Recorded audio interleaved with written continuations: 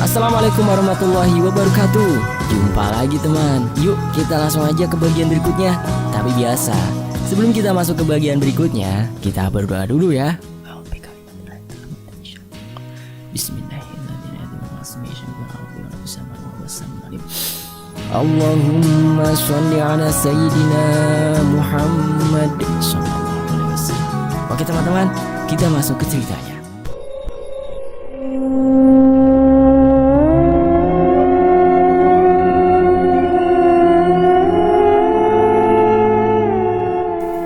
Saat aku duduk bersama Zoya di pelataran depan rumah, ada seorang ibu datang meminta bantuan kepada Zoya. Dia bilang, "Bisa tolong anak saya kah? Dia kena santet dan sudah lebih seminggu tidak bisa makan, hanya diinfus." Zoya bilang, "Nanti malam akan pergi ke sana karena sekarang masih sibuk keluarga kumpul-kumpul dan sebagian masih bersih-bersih." Alfian yang tahu bahwa adik sepupunya diminta tolong sama orang, lantas mengejeknya. Cie, sekarang udah jadi orang hebat," kata Alfian. "Apaan sih ah? Sebagai sesama manusia kita bantu yang membutuhkan bantuan. Lagian kan aku juga gak tahu apa-apa. Setidaknya kesana aku cuma mau nengok orang sakit, bukan berarti mau menyembuhkan." "Ya deh ya, udah mulai pandai bicaranya," kata Alfian. Malam tiba. Sekitar jam 8 Zoya ngajak aku untuk ikut dia karena di luar sudah ada ibu tadi menjemput. Aku sama Zoya kesana cuma berdua, yang lain bertanya-tanya kami kemana. Alfian bilang bahwa kami mau menjenguk temannya yang sedang sakit karena kebetulan orang yang sakit itu teman Alfian. Rumahnya sekitar 200 meter lebih dari rumah keluargaku karena mereka saudara dari ayahku. Sedangkan Alfian, dia di sini hanya nikah. Setelah itu, dia berencana membawa istrinya alias Maya, alias anak tanteku, alias pupuku itu untuk rumahnya di Banjarbaru. Alfian kenal dengan Maya karena dia sering ke Amuntai ke rumah teman-temannya yang sakit itu. Gak usah dijelaskan hubungan mereka, nanti jadi makin panjang. Kami masuk ke dalam dan di sana ada beberapa orang di ruang utama. Keluarga dan kerabat dia mungkin ya. Dan sepertinya mereka sudah mempersiapkan segalanya. Malu aku, seolah-olah kami adalah tamu kehormatan yang ditunggu-tunggu. Awal masuk, kami tidak langsung bertemu dengan dia, melainkan ngobrol-ngobrol dulu sama orang yang di luar itu. Kami pun memberikan salam kepada mereka. "Assalamualaikum." Oh teman-teman, kalau nggak jawab PKI ya. Nggak ada itu, cuma bercanda lagi. Mereka pun menjawab, "Waalaikumsalam. Ayo silakan duduk." Bapak satu berkata, "Bu, bawakan air lagi. Air di luar sudah dingin." Zoya pun menimpali, "Nggak usah pak, jangan repot-repot. Kami minum yang ada ini aja." "Gua repot kok. Malah kami merasa kamu yang direpotkan oleh kami karena sudah kesini," kata bapak itu. "Beneran pak, gak usah. Saya ini kebetulan suka air yang tidak panas," kata Zoya. "Oh kalau begitu ya sudah. Kalau boleh tahu, kamu apanya Alfian?" Saya sepupunya dia." "Oh jadi kamu dari Banjarbaru juga?" "Iya pak." Kebetulan Alfian itu teman dekat anak saya. Dia sering jadi teman kerja dengan anak saya. Bahkan dia kenal sama Maya itu karena dia nginap di sini waktu mereka sama-sama mengerjakan proyek perbaikan jalan di kampung sebelah." "Wah, ternyata mereka cukup dekat ya." Tidak lama, ibu tadi keluar membawa kue kering di piring dan dibagikan kepada para orang yang hadir di situ. Sekitar 8 orang kalau nggak salah waktu itu orangnya. Ya, yang selain kami ya. Bapak itu menceritakan bahwa awal mula kejadian anaknya bisa seperti itu. Mulanya, dia merasa sakit tenggorokan.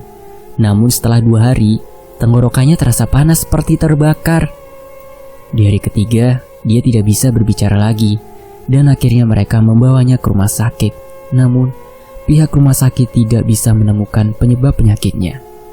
Pihak rumah sakit hanya memberi dia infus untuk nutrisi karena dia sudah tidak bisa makan lagi. Mereka menduga dia disantet sebab sebelum kejadian itu, Saiful, nama dia yang sakit ya, bekerja pada sebuah pembangunan sekolah. Salah satu temannya diberhentikan gara-gara Saiful melapor orang tadi itu pemalas, bangun selalu telat, dan bekerja cuma sesukanya. Oleh karena itu, besar kemungkinan dia yang menyantet. Sedangkan yang lain, ada juga bercerita bahwa itu adalah kiriman seorang wanita yang sakit hati. Sebab Saiful terkenal playboy.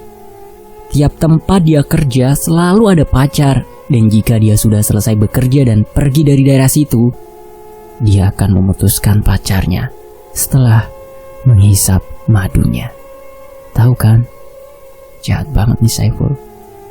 Oleh sebab itulah ada salah satu wanita yang kemudian menyantetnya. Dan banyak lagi cerita dari masing-masing keluarganya yang pernah bersama dengan Saiful bekerja. Karena Saiful ini kerjaannya tidak menetap. Dia pekerja borongan. Kadang bekerja mengaspal jalan atau bekerja di sebuah bangunan. Jadi dia sudah kesana kemari antar daerah. Tapi di sini kita bukan mau menggosip kebiasaan buruknya ya yang di kerjaan atau mendengarkan kisah-kisah lainnya tentang Saiful. Kita hanya berfokus pada hal-hal yang berkaitan dengan dunia mistis saja, sebagaimana judul kisah ini. Rupa-rupanya di dalam tadi ada seorang dokter yang sedang memeriksa kondisinya dan mengganti infus. Setelah dokter itu keluar, kami persilahkan masuk untuk melihat keadaan. Saat kami masuk, terlihat kondisinya sangat memprihatinkan. Untuk duduk saja, dia harus dibantu oleh orang lain. Ditambah lagi, badannya sangat kurus, hingga tulang-tulangnya sudah seperti bermunculan karena kurang makan. Tidak ada kami masuk. Dia muntah, darah, dan orang di luar mendengar suara muntah langsung masuk ke dalam untuk melihat kondisinya. Ibunya lalu membersihkan muntahan darahnya. Yang aku lihat di sana ada seperti tangan berwarna hitam yang mencekik lehernya. Mungkin inilah yang menyebabkan tenggorokannya terganggu sampai tidak bisa berbicara dan makan. Tapi yang anehnya, tangan tadi hanya berupa tangan, tidak ada bagian lain, seperti badan atau apa-apa. Persis seperti tangan yang terlepas dari badan. Ngeri Aku hanya melihat keadaan dia saja, dikarenakan aku gak bisa apa-apa. Sebab aku bukan ahli bela diri atau orang sakti atau paranormal seperti para indigo di TV yang kalau bisa lihat jin berarti bisa kelahi dengan jin. Aku beda loh ya. Jadi gak usah kirim-kirim pesan deh ke aku. Mau konsultasi masalah gaib atau mau minta ruqyah jarak jauh. Mas Zian gak bisa ya teman-teman. Zoya bertanya kepada mereka di mana biasanya Saiful merasakan sakit. Mereka bilang Saiful sering kesakitan di leher. Zoya minta izin untuk melihat dan memegang lehernya. Padahal Zoya ingin mencabut tangan itu. Tangan itu sangat kuat. Terlihat sekali bahwa Zoya kesulitan mencabutnya. Kemudian Zoya mengeluarkan sebuah pisau kecil di tangannya. Itu pisau gaib, jadi gak bisa dilihat oleh mereka. Dan juga gak usah tanya dari mana datangnya. Namanya benda gaib ya, seperti kita punya kantong Doraemon. Saat kita ingin mengeluarkannya, dia bisa muncul, dan jika ingin menyimpannya, dia bisa hilang. Jadi gak perlu repot-repot pakai tas gaib untuk menyimpan senjata-senjata gaib. Pisau kecil tadi ditusukkan ke tangan itu, dan cekikannya terbuka. Spontan karena merasa ada perubahan di lehernya, dia berteriak, "Ah!" Orang-orang di situ langsung kaget karena Saiful sudah bisa mengeluarkan suara. Zoya langsung mengatakan, "Jangan bersuara dulu." Disuruh agar banyak minum air putih demi menyegarkan tenggorokan karena lama tidak terkena air. Ibunya langsung pergi ke belakang dan kembali membawa air segelas. Awalnya, ibu itu menyuruh untuk airnya didoakan sama Zoya. Tapi Zoya menolak dan meminta agar ayahnya Saiful saja yang mendoakan, sebab keluarga lebih ampuh doanya. Tapi ayahnya Saiful menolak dan mengatakan karena Zoya yang mengobati Saiful, maka Zoya saja yang mendoakan. Zoya menuruti permintaan mereka. Setelah membacakan doa, kemudian air tadi diminumkan. Tiba-tiba, tangan yang ditusuk Zoya tadi bergerak jari-jarinya dan lari di lantai menuju keluar. Zoya langsung lari keluar mengejar tangan itu, dan ketika aku mau ikut mengejar, salah satu bapak di situ bertanya, "Mau kemana?" kata bapak itu. "Mau keluar sebentar," kataku. "Temanmu tadi kemana?" kata bapak itu lagi. Ada sesuatu yang dia kejar yang mengganggu Saiful selama ini. Bapak-bapak di sini saja ya, takutnya terjadi apa-apa. Sedangkan Saiful jangan diajak bicara dulu, biarkan dia istirahat untuk malam ini. Besok baru diajak bicara supaya tenggorokannya tidak terlalu terbebani. "Iya ya, terima kasih," kata bapak itu. Lalu aku lari mengejar Zoya. Ternyata di luar terlihat mereka kejar-kejaran. Seandainya ada orang lain yang melihat, mungkin dikira Zoya sedang menangkap kodok. Terlihat tangan itu menyeberang jalan dan lari ke sebuah pohon.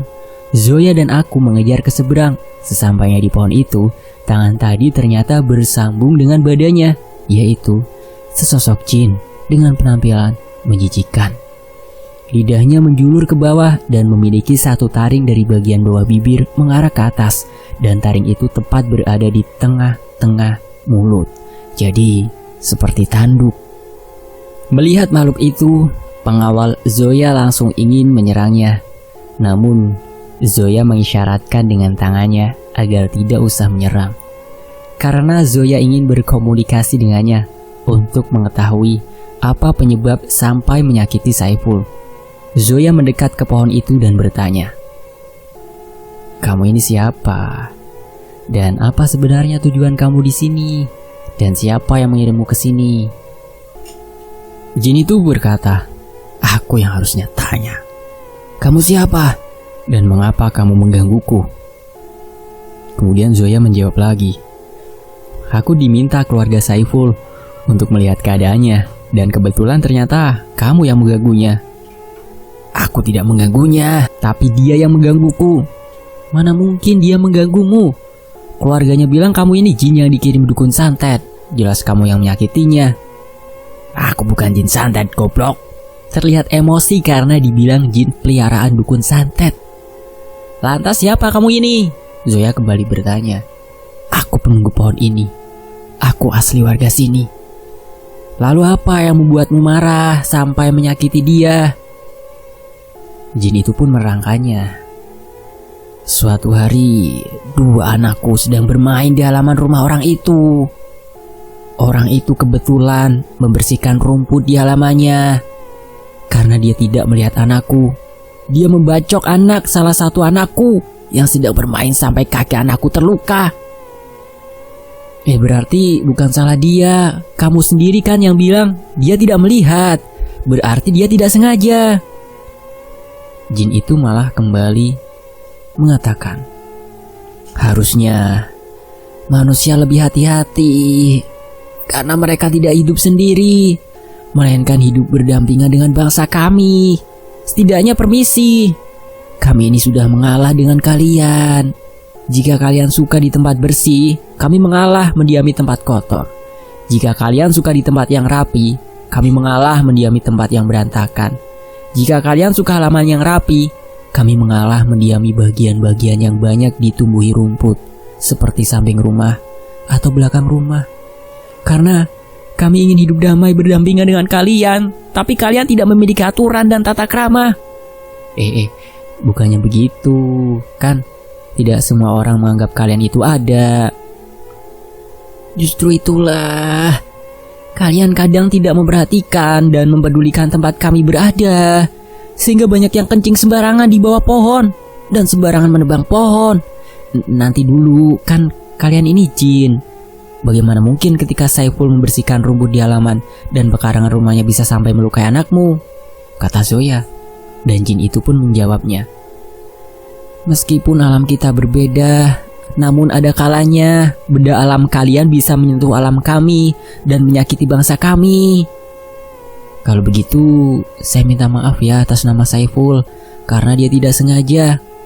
"Maaf memang mudah, Tapi apa bisa kata maafmu itu bisa membuat anakku sembuh? Sungguh bodoh, kata jin itu. Lalu, apa yang ingin kamu lakukan? Zoya bertanya kepada jin itu. Aku akan membuatnya merasakan kesakitan, sebagaimana apa yang anakku rasakan. Iya, jangan gitu dong. Anakmu kan gak mati. Ngapain kamu menyiksa Saiful sampai separah itu? Aku juga tidak akan membuatnya mati. Hanya saja, aku akan membuatnya merasa tersiksa sampai anakku berhenti merasakan kesakitan. Kata jin itu lagi. Kalau anakmu lama baru sembuh, berarti selama itu juga kamu menyiksa Saiful? Tentu. Hei Om Jin, manusia itu ada batas ketahanannya. Kalau mereka sudah tidak bisa menahan rasa sakit, mereka akan mati. Itu adalah akibat yang harus dia dapatkan. Karena aku hanya ingin menyiksanya, bukan membunuhnya. Jika dia mati dalam penyiksaan, berarti sudah takdirnya untuk itu. Ya jangan gitu dong Om Jin, tidak adil namanya. Begini saja, boleh kami melihat keadaan anakmu? Untuk apa? Siapa tahu kami bisa menyembuhkan, kata Zoya. Baik, kalau kamu bisa menyembuhkan anakku, aku akan ampuni orang itu. Kemudian Zoya mengajakku untuk duduk bersila di bawah pohon itu dan saling berpegangan tangan. Gak usah mikir ya, sekali, kalian terlalu konyol. Berpegangan tangan itu hanya sebagai sarana agar ketika kami memasuki alam mereka, kami tidak terpisah. Setibanya di rumah dia, kami dibawa masuk ke dalam sebuah kamar yang di sana terbaring seorang anak laki-laki dengan kaki yang luka menganga. Entah mereka nggak kepikiran untuk memperban luka atau emang di sana gak ada perban dan cara penyembuhannya berbeda dari alam kita. Yang jelas aku rasa asing saja ketika melihat ada orang luka tapi nggak diapa-apain gitu. Seandainya di alam kita, mungkin kita mikir, nih orang tua di mana otaknya? Oh iya, kami masuk bukan hanya berdua, tapi juga bersama 3 pengawal Zoya. Mungkin karena dia melihat 3 pengawal itu, makanya dia gak baik sama kami dan mudah diajak komunikasi di awal. Seandainya cuma kami berdua, mungkin dia langsung menyerang kami. Zoya tanya kepada para pengawalnya, apa luka itu bisa disembuhkan? Barangkali ada obat di kerajaan buaya yang bisa membuatnya cepat sembuh. Salah satu dari mereka menjawab, bisa disembuhkan dengan batu biduri bulan. Batu yang aku punya. Hanya saja dia bilang, apa aku rela untuk memberikannya? Aku bilang sih gak apa-apa, asal bisa berguna. Lagi pula yang ditolong kali ini bukan hanya anak jin itu, tapi juga Saiful. Sebab jin itu tidak akan menyakitinya lagi apabila anaknya sembuh. Dia tanya, di mana aku menyimpan batu itu? Aku bilang, ada di kamar, di dekat gelang. Karena kebetulan malam itu batu dan gelang sisik naga aku tinggal di kamar, di dalam tas. Salah satu pengawal Zoya menghilang dan tidak lama dia kembali membawa batu dan gelang sisik naga. Padahal aku cuma bilang batunya di dekat gelang, bukan minta ambilin sama gelangnya. Dia menyerahkan gelang itu kepadaku seraya berkata, jangan dilepas gelang ini, karena banyak jin lain yang mengincar untuk mengambilnya. Karena yang memiliki gelang ini akan terhubung jiwanya dengan pemilik sisik ini. Jika sang pemilik gelang dalam bahaya, pemilik sisik ini akan datang menyelamatkan. Itu adalah tradisi keluarga pemilik sisik ini. Ternyata aku baru tahu keluarganya Saga punya kebiasaan seperti itu.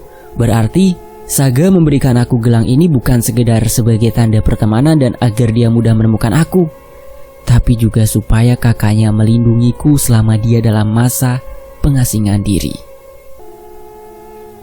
Setelah dia menyerahkan gelang tadi, dia meremas-remas bijiku. Bukan, maksudnya batuku.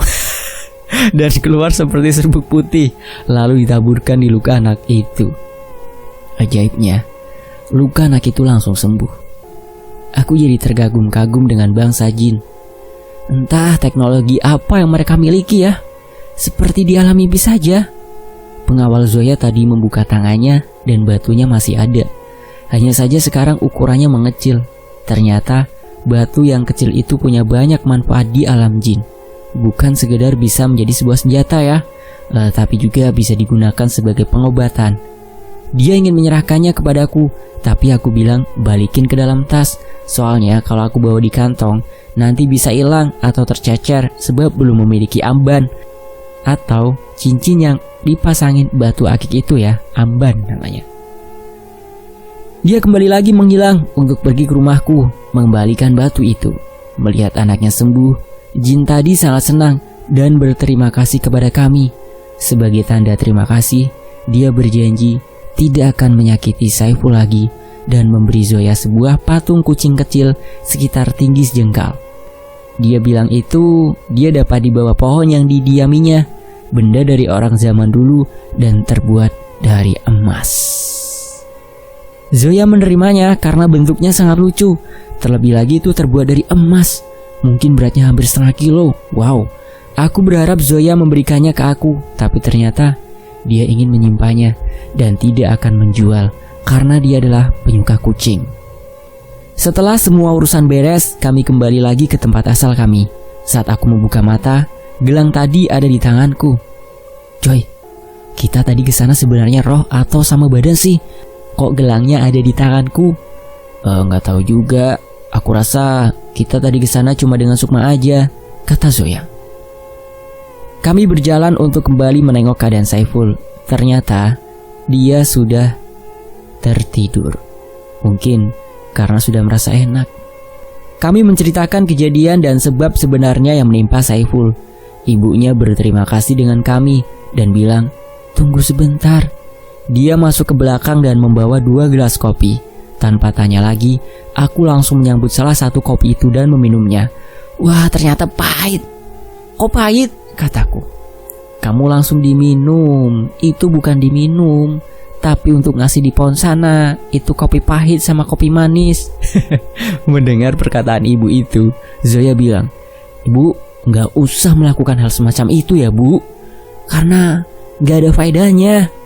Zoya kemudian menyarankan untuk ayahnya, Saiful, untuk membacakan doa selamat sebagai tanda syukur. Karena Saiful sudah diberi kesembuhan. Ibu tadi kembali lagi ke dalam memakai kerudung dan mau keluar. Ditanya sama suaminya. Dia bilang mau beli tepung, bikin bubur putih sama bubur merah. Zoya bilang, "Nggak usah, kita cukup dengan seadanya ini aja. Karena yang penting itu doanya, bukan makanannya." Alhamdulillah semua urusan udah beres. Kami izin pamit pulang. Ibu Saiful kembali kelabakan lagi. Dia langsung masuk ke kamar dan membawakan sejumlah uang dan menyodorkan kepada kami sekitar 700.000 rupiah. Zoya langsung menolaknya dan bilang, "Kami kesini cuma niat menjenguk. Karena kebetulan bisa membantu ya, jadi sekalian saja. Lagi pula kan, Saiful itu teman baiknya Alfian. Jadi tidak perlu sungkan dan memberi hadiah." Tapi ibu itu ngotot ngasih uang dengan paksa. Melihat ibu itu dengan paksa ingin memberikan uang itu sebagai tanda terima kasih, Zoya menerimanya, tapi hanya mengambil 100.000 atau 1 lembar. Dia bilang dia tidak menerima upah sebab dia hanya sekedar membantu.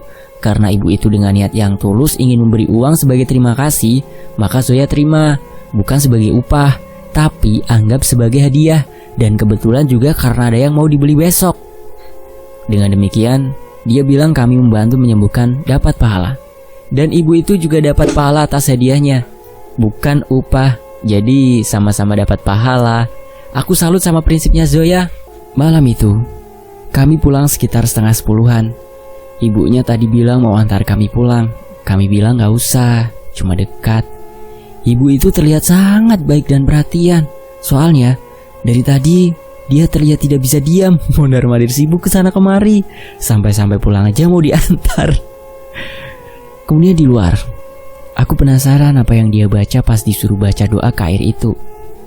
"Coy, kamu tadi baca doa apa pas dikasih air? Kayaknya cepat banget baca doanya." "Oh, aku cuma baca Bismillah, yang minum air mudah-mudahan hausnya hilang. Itu aja." "Iya." "Wah, jahil banget kamu, Joy." Dan saat kami masuk ke jalan gang, kami berpapasan dengan seorang pemuda yang sedang berjalan kaki. Dia terlihat dengan pandangan gaib ini ya, memakai pakaian seperti orang perang. Bajunya dengan zirah warna emas dan memiliki mahkota. Di pinggangnya terikat selendang berwarna hijau dan kuning, serta di belakangnya membawa sebuah pedang panjang dengan gagang kepala naga. Kami berjalan arah masuk dan dia berjalan ke arah keluar. Kira-kira siapa orang itu? Mungkinkah dia dari sebuah perguruan silat sampai kemana-mana memakai pakaian perisai gaibnya? Cari tahu ya di bagian berikutnya. Saya pamit undur diri dan wassalamualaikum warahmatullahi wabarakatuh. Sampai jumpa. Tetap di Fakta Sejarah. Terima kasih ya teman-teman ya.